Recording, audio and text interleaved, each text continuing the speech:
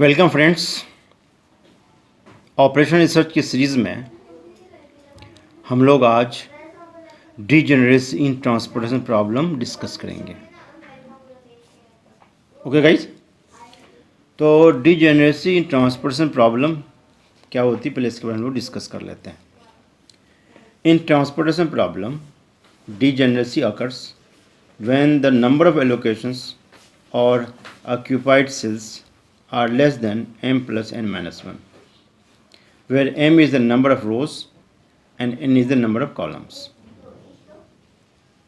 Okay guys, this is also called as rim condition. If rim condition is satisfied, the solution is non-degenerate, otherwise degenerate. Degeneracy जब हम transportation problem को जो solve करते हैं, degeneracy arise कहाँ होती है? जब हम ट्रांसपोर्टेशन टेबल में एलोकेशन करेंगे। क्या करेंगे? एलोकेशन करेंगे। एलोकेशन करने के बाद जिस सेल्स में एलोकेशन होगा उसको ऑक्यूपाइड सेल कहते हैं। क्या कहते हैं? Occupied cell. तो जिस सेल्स में हमने एलोकेशंस किए हैं उसको ऑक्यूपाइड सेल कहते हैं। अगर occupied cells m plus n minus 1 से लेस देन है। क्या बोला मैंने? ऑक्यूपाइड सेल्स अगर m प्लस n माइनस 1 से लेस है, इसका मतलब ये डिजेनरेसी कहलाएगी। क्लियर? अगर किसी में ये कंडीशन आ जाता है डिजेनरेसी का, तो सबसे पहले हम डिजेनरेसी के रिमूव करते हैं। Without removing the degeneracy we can not optimal the transportation problem. Clear? तो इसको हम क्या करना है, हमें ट्रांसपोर्टेशन प्रॉब्लम को ऑप्टिमल करने के लिए डिजेनरेसी को हमें रिमूव करना पड़ेगा। क्या करना पड़ेगा? रिमूव। अब रिमूव कैसे करते हैं वो देखिए आप लोग। To remove degeneracy we assign delta और epsilon to unoccupied cell which has the minimum cost. Delta और epsilon is an imaginary allocation almost equal to 0। अब ट्रांसपोर्टेशन टेबल में एक तो ऑक्यूपाइड सेल्स होगा, ये होगा अनऑक्यूपाइड सेल। अनऑक्यूपाइड सेल का मतलब ये हुआ कि जिसमें हमने कोई एलोकेशन नहीं किया होगा। हमने कोई एलोकेशन नहीं किया होगा, बिल्कुल ब्लैंक होगा, उसको हम अनऑक्यूपाइड सेल कहते हैं। उम्मीद करता हूँ आपको समझ में आ रहा होगा। तो जितने अनऑक्यूपाइड सेल हैं उन सभी सेल में ट्रांसपोर्टेशन कॉस्ट को देखना है। अनऑक्यूपाइड सेल में ट्रांसपोर्टेशन कॉस्ट को देखना है। क्लियर?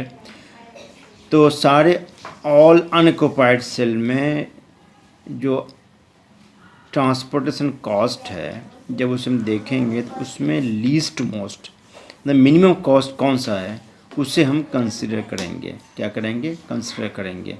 बाय दफ़ा ऐसा भी होता है कि एक से ज़्यादा मिनिमम कॉस्ट होता है ट्रांसपोर्टेशन टेबल में, तो हम उस दोनों, अगर कोई वैल्यू रिपीट हो रही है तो उन दोनों में से कोई भी एक चूज़ कर लेंगे। क्लियर ना? और अगर minimum value, first minimum value पे आपको चूज़ किया और हमने वहाँ पे डेल्टा या एप्सिलॉन लिख दिया, इसका मतलब एक सेल क्या हो गया? ऑक्यूपाइड हो गया। तो फिर क्या हो जाएगा? वो नॉन डिजेनरेट हो जाएगा। क्या हो जाएगा? नॉन डिजेनरेट हो जाएगा। Means occupied cell equal to किसके हो जाएगा? m प्लस n माइनस 1 के। m प्लस n माइनस 1, क्योंकि हमने क्या किया? एक सेल को बढ़ाया। किसको बढ़ाया? जिसका ट्रांसपोर्टेशन कॉस्ट मिनिमम है। क्लियर? तो इससे से क्या हो जाएगा? वो ऑक्यूपाइड सेल हो जाएगा, तो वो डिजेनरेसी क्या हो जाएगी? रिमूव हो जाएगी। ट्रांसपोर्टेशन टेबल में जो मिनिमम ट्रांसपोर्टेशन कॉस्ट होगा उससे कंसिडर करना है और वहाँ पर डेल्टा या एप्सिलॉन असाइन कर देना एलोकेशन के तौर पे। ठीक है? तो एक सेल बढ़ जाएगा तो क्या बन जाएगा? उसकी डिजेनरेसी रिमूव हो जाएगी। क्लियर ना? अब यहाँ पे मिनिमम कॉस्ट जो लेंगे, फॉर एग्ज़ाम्पल एक से ज़्यादा है अगर मिनिमम कॉस्ट, तो फॉर एग्ज़ाम्पल दो बार आ रहा है, तो मान लीजिए फर्स्ट 2 को हमने कंसिडर किया और वहाँ से हमने लूप बनाना शुरू किया, जहाँ से चले वहाँ पहुँचना है। तो डिजेनरेसी में क्या होता है स्टूडेंट्स? इस वैल्यू को लेना है कि उससे हम लूप नहीं बना सकते हैं। अगर लूप बन गया तो वो डिजेनरेसी रिमूव नहीं होगी।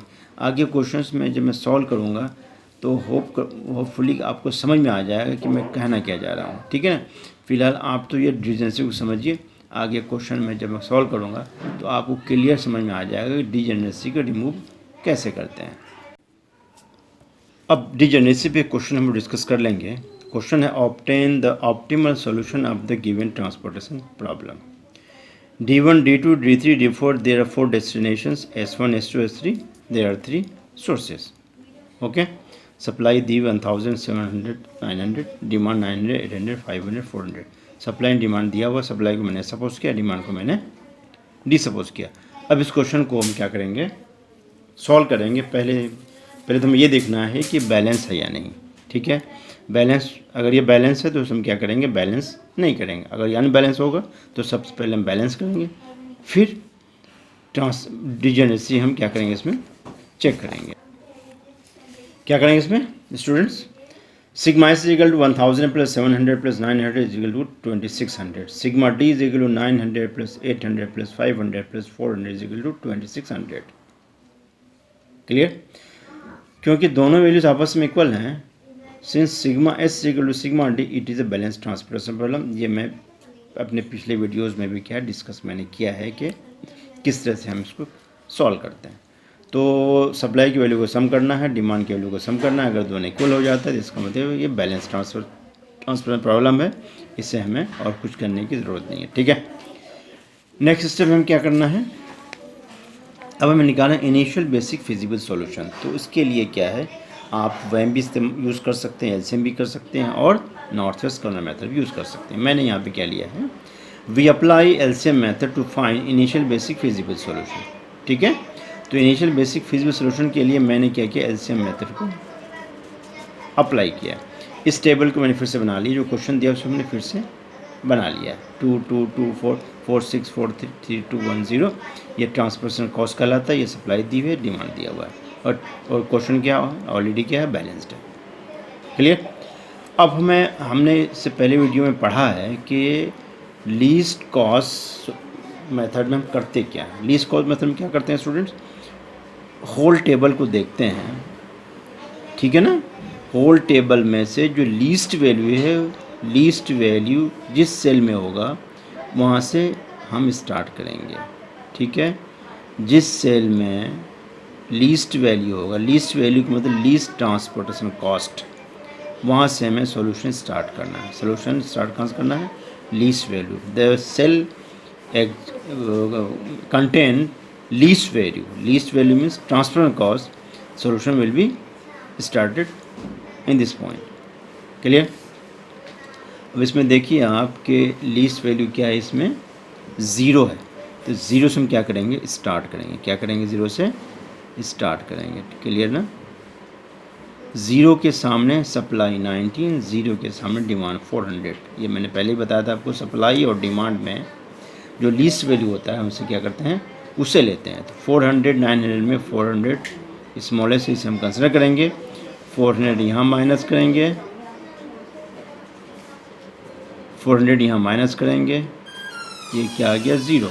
तो 0 होता है वो क्या होता है स्टूडेंट्स, वो क्या हो जाता है, कैंसिल आउट हो जाता है, कैंसिल आउट हो जाता है, ठीक है ना। तो क्या करेंगे इसको, इसे हम क्या करेंगे, जो 0 हो गया इसे हम क्या करेंगे, इसे कैंसिल आउट कर देंगे। ओके। नेक्स्ट स्मॉलेस्ट वैल्यू क्या है स्टूडेंट्स, नेक्स्ट स्मॉलेस्ट वैल्यू क्या है, नेक्स्ट स्मॉलेस्ट वैल्यू 1 है। तो हम क्या करेंगे, 1 को क्या करेंगे, कंसिडर करेंगे। 1 के सामने सप्लाई क्या है 15, 1 के सामने क्या है, डिमांड 5 है, दोनों 5 है, ठीक है ना। तो हमें क्या करना है, दोनों को लें, दोनों में इसको भी एक लिख सकते हैं, ठीक है ना। 500 यहाँ भी लिखा, तो 500 क्या है, यहाँ भी माइनस होगा, ये 0 हो गया, और क्या है, यहाँ भी माइनस होगा 500, और यहाँ भी क्या हो जाएगा 0, यहाँ भी क्या होगा 0, दोनों 0 हो गया। तो हम क्या करेंगे, दोनों को कैंसिल आउट करेंगे। क्या करेंगे, दोनों को कैंसिल आउट करेंगे, ठीक है। इधर से कैंसिल आउट करेंगे और इधर से हम क्या करेंगे, कैंसिल आउट करेंगे इस तरीके से। ठीक है, उम्मीद करता आपको समझ में आ रहा होगा। नेक्स्ट स्मॉलेस्ट वैल्यू क्या है? 2224632, ये 3 कैंसिल हो गया। अब ये 3 टाइम्स 2 बचा है, तुम क्या करेंगे इसमें से किसी को भी हम ले सकते हैं। क्लियर ना? तो चलिए मैं इस 2 को ले लेता हूँ। तो इस 2 के ये तो कैंसिल हो गया है, ये वो कैंसिल, सॉरी ये कैंसिल हो गया, ये वाला है, ये और ये, इसमें से कोई सा भी ले सकते हैं। क्लियर ना? मैं इसको कंसिडर कर लेता हूँ। ठीक है, इसके सामने, इस 2 के सामने सप्लाई 1000, इस 2 के सामने डिमांड 800, तो 1800 में स्मॉलेस्ट कौन सा है? 800। तो यहाँ पे 800 माइनस किया, बचा 200। यहाँ पे 800 माइनस 800 क्या हो गया? 0 हो गया। ठीक है, तो हम क्या करें इसे अगेन हम क्या करेंगे, जो 0 होता है वो कैंसिल आउट हो जाता है। ठीक है, इसको मैंने कैंसिल आउट कर दिया। क्लियर? नेक्स्ट स्मॉलेस्ट क्या है? अगेन 2 है। 2 को हमने क्या किया? कंसिडर किया। 2 के सामने सप्लाई किया 200, 2 के सामने डिमांड किया 900, तो कौन सा लेंगे? स्मॉलेस्ट। स्मॉलेस्ट क्या है इसमें? 200। तो 900 minus 200 is equal to 700। Clear? और यहाँ पे क्या हो गया? 200 माइनस 200 इज इक्वल टू 0। ये क्या हो गया? 0 हो गया। तो ये क्या हो जाएगा? यहाँ से कैंसिल आउट हो जाएगा। क्लियर? नेक्स्ट क्या है? नेक्स्ट 4 6, ये कैंसिल हो गया, ये cancel, D3 D4 D2 cancel हो गया। अब बचा क्या हमारा? सिर्फ 4 बचा है। क्लियर ना? तो सिंगल वैल्यू बचा है, सिंगल वैल्यू के सामने क्या? 700, इस 4 के सामने 700। ये मैंने पहले ही बताया था आपको कि बैलेंस ट्रांसफर प्रॉब्लम में लास्ट वैल्यू जो होता है उसका सप्लाई डिमांड क्या होता है? इक्वल होता है। हम कोई सा भी क्या कर सकते हैं? 700 ले सकते हैं। क्लियर ना? यहाँ भी क्या आ गया? -700 इज इक्वल टू 0। यहाँ भी क्या आ गया? -700 इज इक्वल टू 0। आप इसको कैसे भी कैंसिल कर सकते हैं। कैसे क्या करते हैं? कैसे भी कैंसिल कर सकते हैं आप। ठीक है, फॉर एग्जांपल मैंने ऐसे कर दिया। ठीक, सारे वैल्यूज़ को हमने क्या कर दिया? एलोकेशन कर दिया। ठीक है, अब हम क्या करते हैं? फाइनल टेबल बनाते हैं। क्या बनाते हैं स्टूडेंट्स? फाइनल टेबल बनाते हैं। ठीक है, फाइनल टेबल किसको बनाते हैं? जो ऑक्यूपाइड सेल्स होते हैं। ऑक्यूपाइड सेल्स क्या हैं? ऑक्यूपाइड सेल्स ही हमारे पास ये है,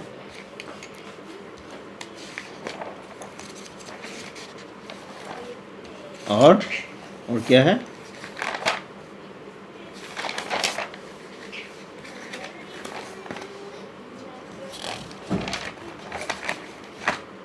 टू 200,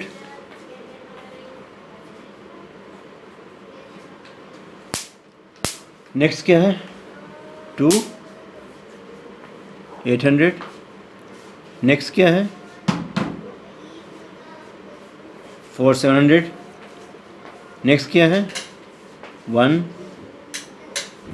500, और ये क्या? 0 400।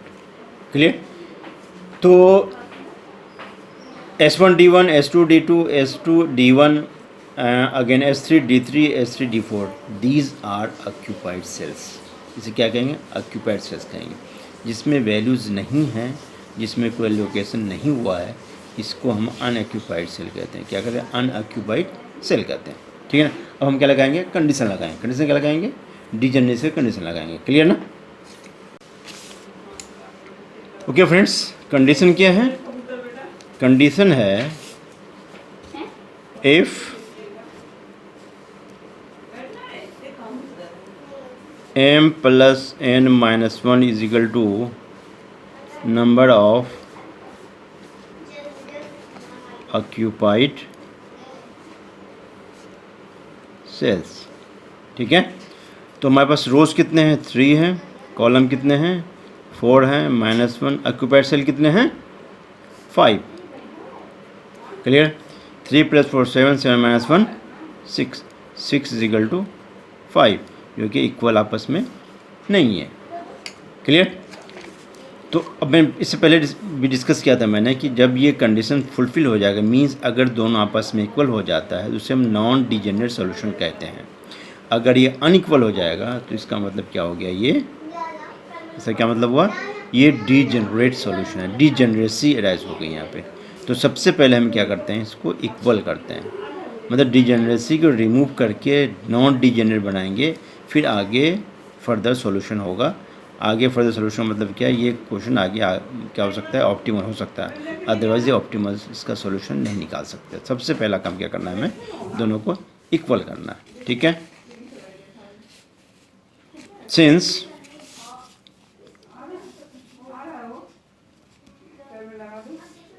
m plus n minus 1 is not equal to number of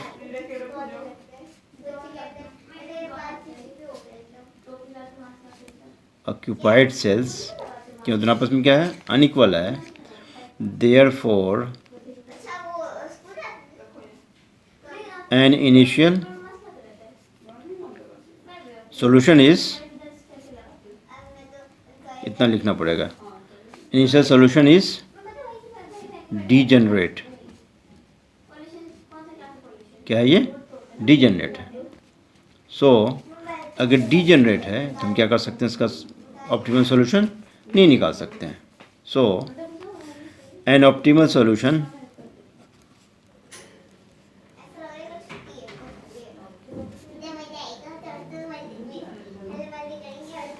can not be obtained, cannot be obtained, clear. तो ऑप्टिमल सॉल्यूशन सिर्फ और सिर्फ नॉन डीजेनरेट सॉल्यूशन का निकलता है। अब ये डीजेनरेट है तो हम सबसे पहले इसको डीजेनरेसी को रिमूव करेंगे और क्या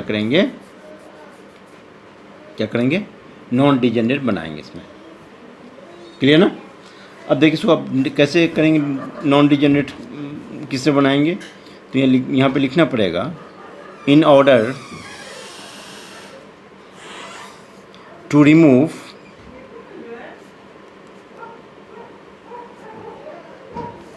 डीजेनरेसी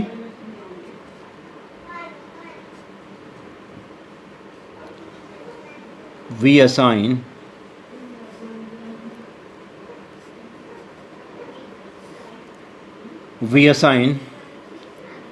एप्सिला और ट्रायंगल दोनों को भी यूज़ कर सकते हैं, to unoccupied cell which has the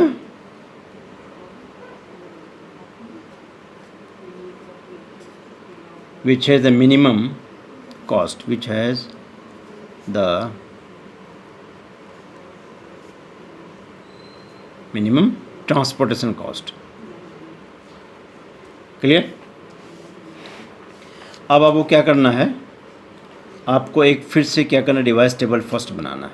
अब इसमें क्या है, जो ऑक्यूपाइड सेल है इससे पहले हम लिख लेते हैं, ऑक्यूपाइड सेल कहाँ है, यहाँ ऑक्यूपाइड सेल है 200, फिर 2, 800, 4, 700, 1, 500, 0, 400।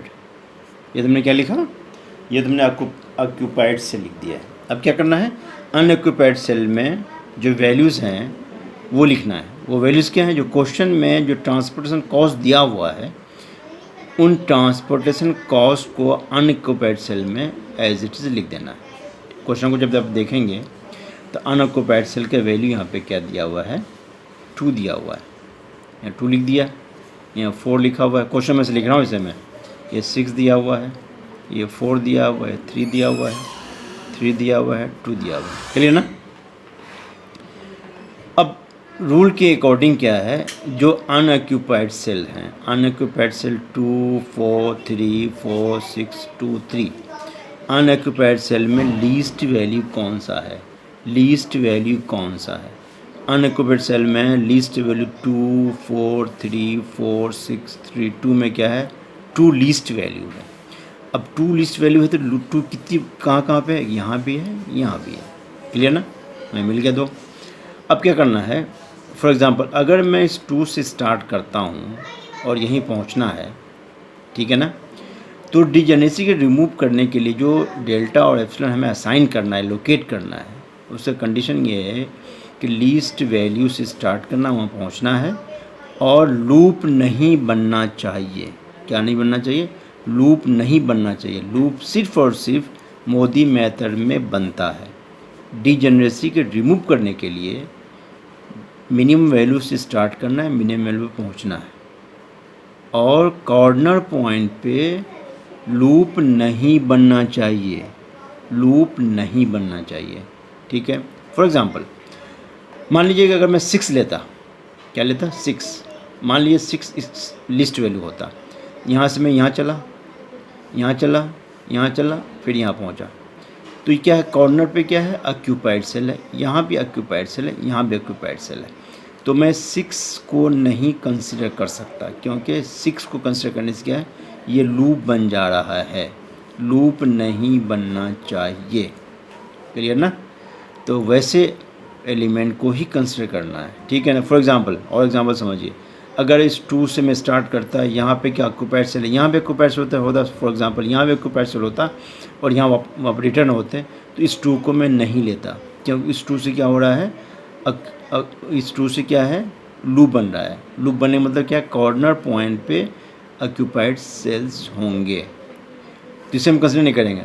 फॉर एग्जांपल अगर यहाँ से मैं कर रहा हूँ, यहाँ पे क्या है? ऑक्यूपाइड सेल नहीं है, यहाँ ऑक्यूपाइड सेल नहीं, बट यहाँ ऑक्यूपाइड सेल है। यहाँ भी ऑक्यूपाइड सेल होना चाहिए, यहाँ भी ऑक्यूपाइड सेल होना चाहिए, यहाँ भी ऑक्यूपाइड सेल होता, तो फिर इससे भी नहीं बनता। फिर नेक्स्ट लार्जेस्ट वैल्यू क्या है? 3 है, फिर उसको कंसिडर करते हैं हम, लेकिन बड़ा यहाँ पे 2 से काम बन जाएगा हमारा। इस 2 से यहाँ पहुँचे, ऑक्यूपाइड सेल है, यहाँ पे ऑक्यूपाइड सेल नहीं, यहाँ ऑक्यूपाइड सेल नहीं, 2 को हम क्या कर सकते हैं? कंसिडर कर सकते हैं, क्योंकि इस 2 से लूप नहीं बन रहा है। इस 2 पे आइए, इस 2 से हम यहाँ पहुँचे, ऑक्यूपाइड सेल है, यहाँ नहीं है, यहाँ पे है, तो ये तो क्या है? यहाँ पे नहीं है। तो इस 2 को हम इस 2 को भी कंसिडर कर सकते हैं। यहाँ भी जा सकते हैं, हम यहाँ से भी जा सकते हैं। 2 से 6, 6 से 4, 4 से यहाँ और फिर यहाँ से। तो यहाँ तो ऑक्यूपाइड सेल है नहीं, यहाँ पे भी नहीं है, सिर्फ यहाँ पे है। हर कॉर्नर पे ऑक्यूपाइड सेल अगर हो गया तो उस एलिमेंट को कंसिडर नहीं करेंगे। जिस लीस्ट वैल्यू जिस मिनिमम वैल्यू पे लूप नहीं बनेगा, उसी वैल्यू को कंसिडर करना है। अब इस 2 पे भी लूप नहीं बन रहा है और इस 2 पे भी लूप नहीं बन रहा है, तो हम क्या कर सकते हैं? दोनों में किसी को ले सकते हैं। तो मैंने फर्स्ट इस वाले 2 को हमने सेलेक्ट कर लिया, इसको एप्सिलॉन लिख दिया। मेरे ख्याल से आपको समझ में आ रहा होगा मैं कहना क्या चाह रहा हूँ। क्लियर ना? अब आप काउंट कीजिए, 1 2 3 4 5 6। अब ये क्या हो गए? 6 हो गए। इसका मतलब क्या हो गया? अब ये क्या बन गया? m + n-1 is equal to number of occupied cell हो गया, ठीक है। अभी क्या हो गया? अभी क्या हो गया?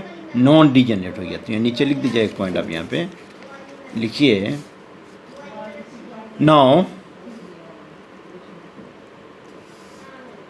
it is a non-degenerate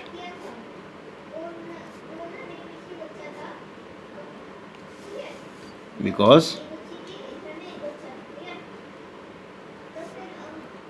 m + n-1 क्या हो गया? नंबर ऑफ ऑक्यूपाइड सेल के बराबर हो गया। ऑक्यूपाइड सेल्स के क्या हो गया? बराबर हो गया। अब नॉन डिजेनरेट हो गया तो हम क्या कर सकते हैं? अब मोदी में से हम क्या कर सकते हैं? अप्लाई कर सकते हैं। क्लियर ना? नाउ वी अप्लाई, ये मैंने आपको पहले वीडियो में बताया था कि ऑप्टिमल करने के लिए सिंगल मेथड है, वो है मोदी मेथड। मोदी मेथड से हम किसी भी ट्रांसपर्सनल प्रॉब्लम को ऑप्टिमाइज़ कर सकते हैं, ठीक है। ऑप्टिमाइज़ होने के लिए उससे पहले नॉन डिजेनरेट होना कंपलसरी है। नॉन डिजेनरेट का ही ऑप्टिमल सॉल्यूशन निकलता है। तो हमने डिजेनरेसी को क्या बना दिया? हमने नॉन डिजेनरेट बना दिया। जब नॉन डिजेनरेट हो गया तो अब इसका हम क्या कर सकते हैं? ऑप्टिमल सॉल्यूशन निकाल सकते हैं। Now we apply MODI method, किस बात के लिए? To find optimal solution. Optimal solution. देखते हैं अब नेक्स्ट, हमने आपसे पहले भी बताया था कि ऑप्टिमल सॉल्यूशन कैसे निकालते हैं। ये सी आई जे क्या है, सी आई जे का ट्रांसपोर्टेशन टेबल जो क्वेश्चन में दी होगी वो टेबल है, ठीक है ना। तो सी आई जे कॉस्ट होता है, जो क्वेश्चन दिया हुआ है उस क्वेश्चन में जो ट्रांसपोर्टेशन कॉस्ट दिया हुआ है उससे इसमें लिखना है, ठीक है ना। लेकिन उससे पहले हम क्या करेंगे, जो फाइनल टेबल है, रिवाइज टेबल है, इसमें जो ऑक्यूपाइड सेल है उसे मैंने स्टार डिनोट किया है। तो हम क्या करेंगे, पहले हम क्या करेंगे इसको, ये देखिए आप यहाँ पे, ये देखिए, इसे मैं क्या स्टार सपोज करूँगा, इसे स्टार सपोज करूँगा, इसे स्टार सपोज करूँगा, इसे स्टार सपोज करूँगा, इसे स्टार सपोज करूँगा, इसे स्टार सपोज करूँगा। क्लियर ना। ऑक्यूपाइड सेल को हमें कुछ नहीं करना है, ठीक है ना।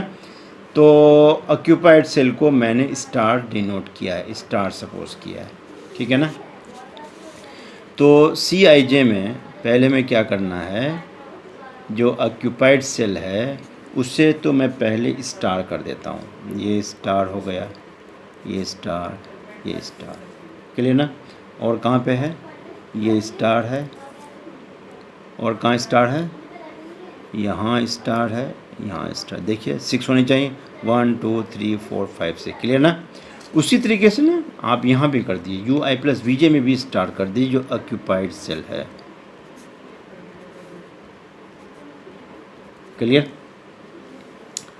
और आगे जो मैं जो डी आई जे लिखूँगा यहाँ भी अब स्टार कर दीजिए, ऑक्यूपाइड सेल को क्या कर दीजिए, स्टार कर दीजिए, क्लियर।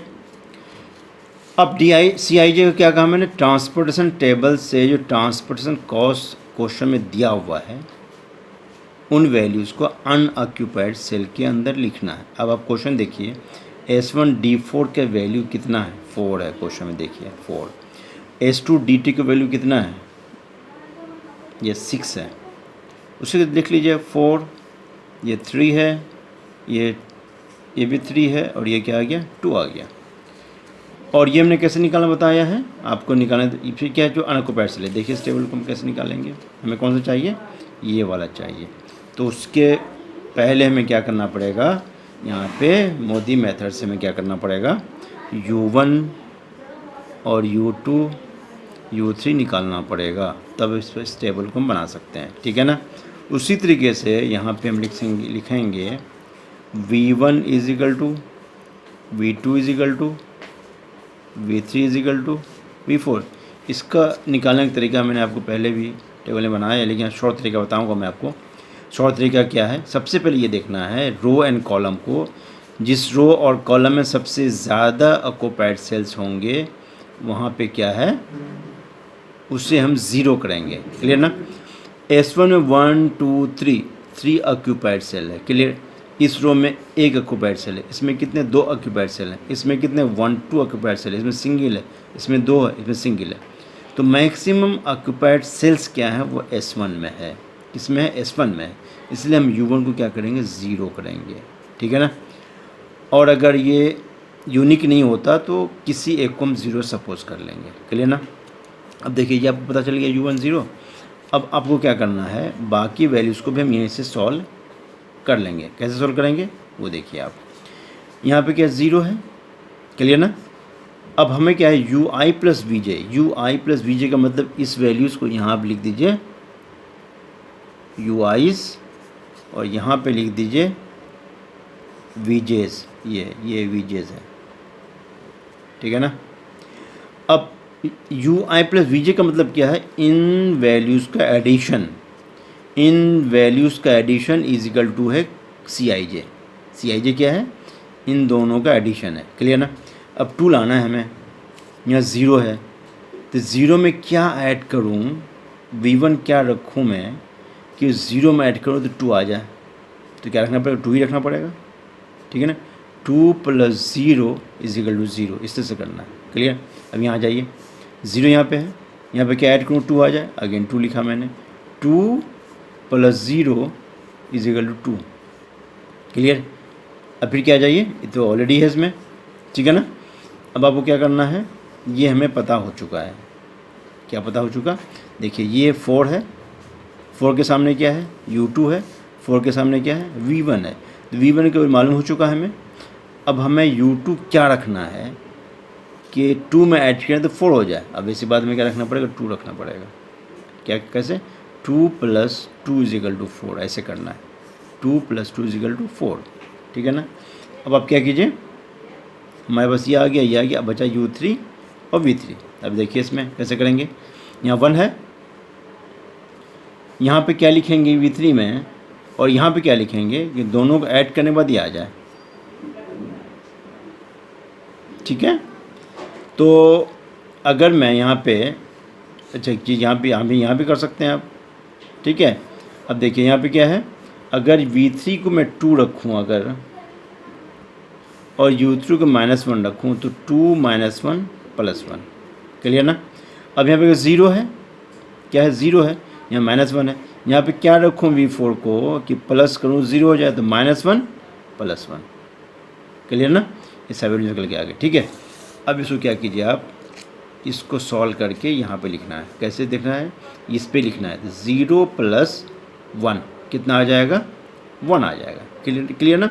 यहाँ जाइए, 2 + 2 यहाँ पे लिखना है, 2 + 2 यहाँ लिखना है, 2 + 1 यहाँ लिखना है। उसी तरह यहाँ जाइए, -1 + 2 यहाँ लिखना है, -1 + 2 यहाँ लिखना है, क्लियर ना। चलिए जब इसको अब लिखेंगे,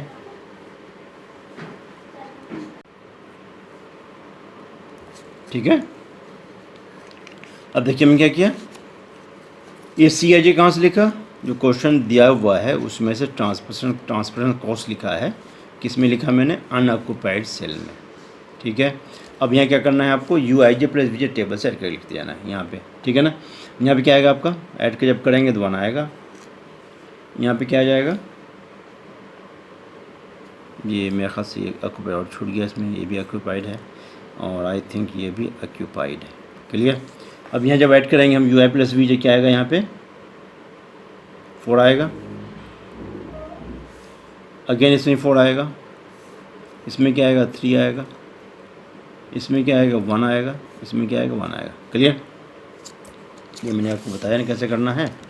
अब जैसे क्या इस पे करना है हमें, है ना, तो 0 + 1 कितना आ गया, 1, ये देखिए 1 लिखा मैंने।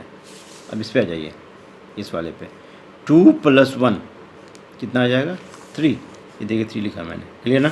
यहाँ जाइए इस वाले पे, 2 + 2 4, ये देखिए 4 लिखा मैंने, क्लियर।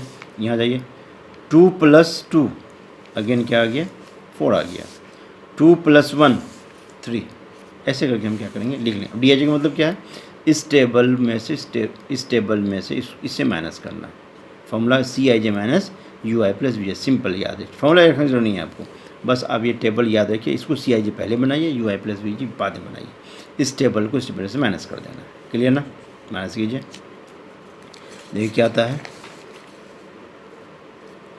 अब देखिए जो ऑक्युपाइड लिख दिया मैंने, अब माइनस करेंगे, 6 - 4 2,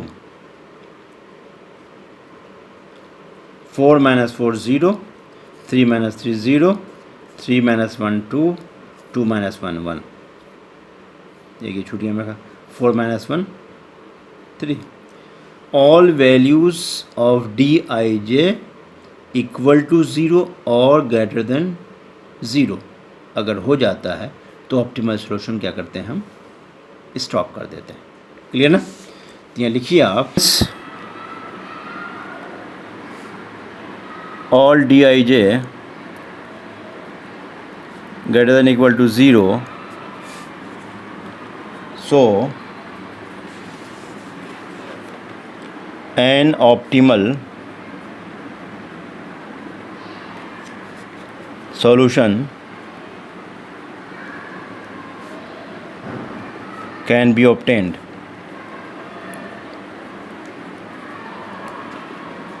ओके स्टूडेंट्स, मैंने आपसे ये कहा था कि DIJ का वैल्यू अगर ग्रेटर देन = 0 के हो जाएगा तभी हम किसी भी क्वेश्चन क्या कर सकते हैं, ऑप्टिमल सॉल्यूशन निकाल सकते हैं।